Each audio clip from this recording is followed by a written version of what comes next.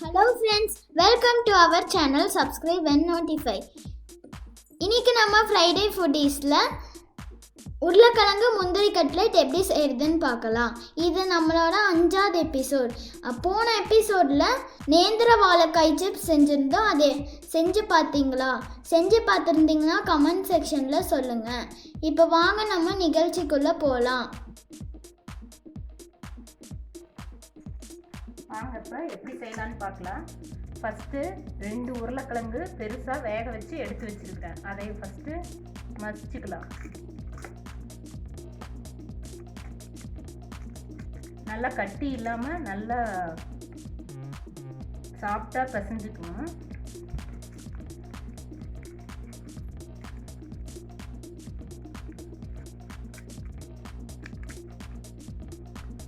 பாருங்கள், இப்போ நல்லா சாஃப்டாக கட்டி இல்லாமல் வந்துருச்சு. அதுக்கப்புறம் நாம் ஒன்று ஒன்றா சேர்த்துக்கலாம். ஃபஸ்ட்டு ஒரு வெங்காயம், பெரிய வெங்காயம் நல்லா பொடியாக கட் பண்ணி வச்சுருக்கிறேன், அதை போட்டுக்கலாம். அதுக்கப்புறம் கார்ன் சோளக்கருது ஒரு 1/4 கப்பு வேக வச்சு உதுத்து வச்சுக்கிறேன், அதுவும் போட்டுக்கலாம்.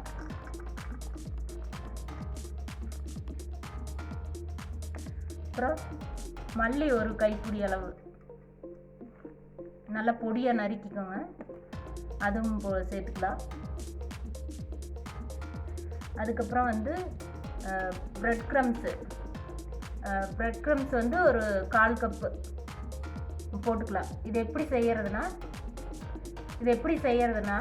ப்ரெட்டை தோசைக்கல்லில் வச்சு நல்லா அந்த ப்ரெட்டோட ஈரப்பதம் போகிற அளவு நல்லா திருப்பி போட்டு எடுத்துக்கணும். நல்லா ஈரப்பதம் போச்சுன்னா எடுத்து வச்சு அந்த சூடு ஆறுனதுக்கப்புறம் மிக்சியில் போட்டு அரைச்சிங்கன்னா இந்த மாதிரி பொடியாக வரும்.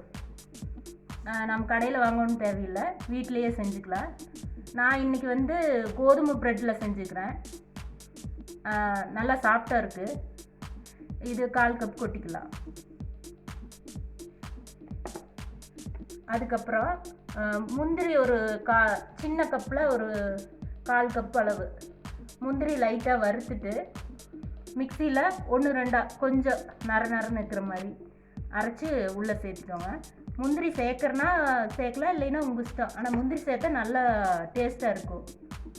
அதுக்கப்புறம் மிளகாத்தூள் 1 ஸ்பூனு,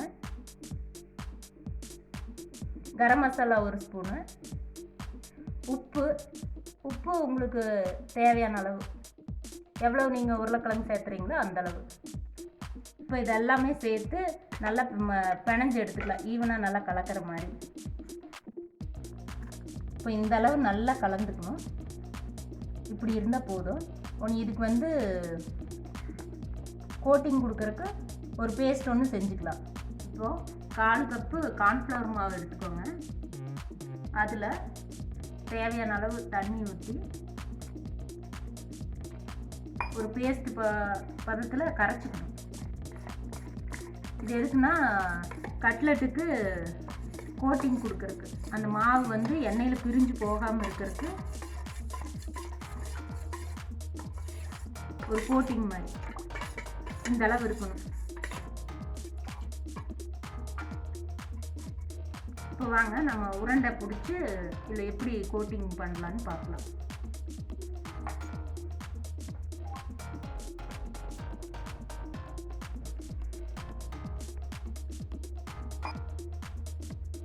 இப்போ உருண்டை பிடிச்சிக்கலாம். உருண்டை நீங்கள் உங்களுக்கு எப்படி ஷேப் வேணுமோ, ரவுண்ட் ஷேப் வேணுன்னா ரவுண்ட் ஷேப்பு, ஓவல் ஷேப் வேணுன்னா ஓவல் ஷேப்பு இப்படி எடுத்துட்டு ஷேப் செஞ்சுட்டு அதை கார்ன்ஃப்ளவர் மாவு தண்ணியில் முக்கி எடுத்துட்டு பிரெட் க்ரம்ஸில் உருட்டி எடுத்திங்கன்னா நம்ம பொரிக்கிறதுக்கு தேவையான கட்லெட் ரெடி ஆகிடும். இங்கே பாருங்கள், நல்லா இப்படி எடுத்துக்கணும்.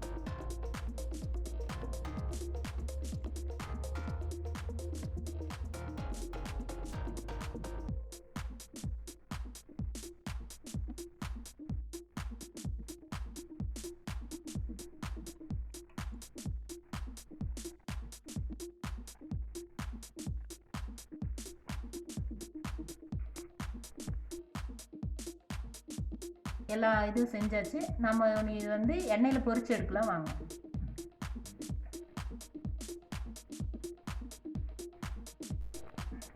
எண்ணெய் இப்போ நல்லா சூடாயிருச்சு. மீடியம் ஃப்ளேமில் வச்சு பொரிக்காதீங்க எப்போவுமே. அப்படி பொரிச்சிங்கன்னா எண்ணெய் வந்து நிறைய குடிக்கும். நல்லா எண்ணெய் வந்து நல்லா ஹை ஃப்ளேம்லேயே வச்சு பொரிங்க. இப்போ நல்லா எண்ணெய் வந்து நல்லா ஹை ஃப்ளேமில் வச்சு நல்லா சூடாயிருச்சு. இப்போ பொரிச்சு எடுத்துடலாம்.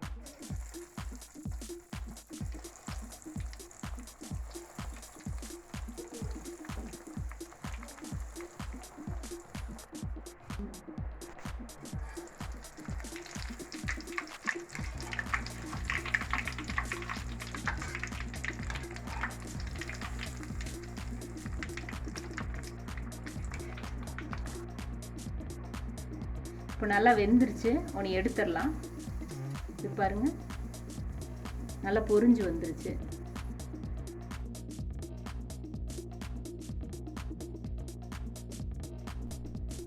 இப்போ சுவையான உருளைக்கிழங்கு முந்திரி கட்லெட் ரெடி.